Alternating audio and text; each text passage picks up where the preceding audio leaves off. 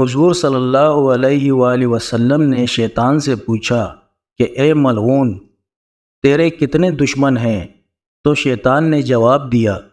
15 قسم کے لوگ میرے دشمن ہیں۔ سب سے پہلے دشمن آپ صلی اللہ علیہ وآلہ وسلم ہیں، دوسرا عادل بادشاہ اور عادل حکام، تیسرا متواضع مالدار، چوتھا سچا تاجر، پانچواں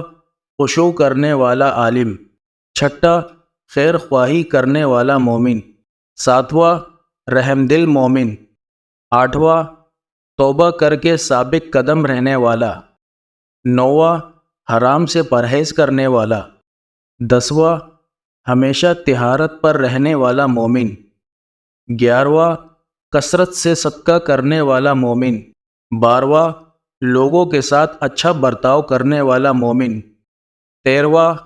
لوگوں کو نفع پہنچانے والا مومن، چودہواں قرآن کریم کی ہمیشہ تلاوت کرنے والا، 15واں رات میں ایسے وقت تہجد اور نفل پڑھنے والا جس وقت سب لوگ سو چکے ہوں۔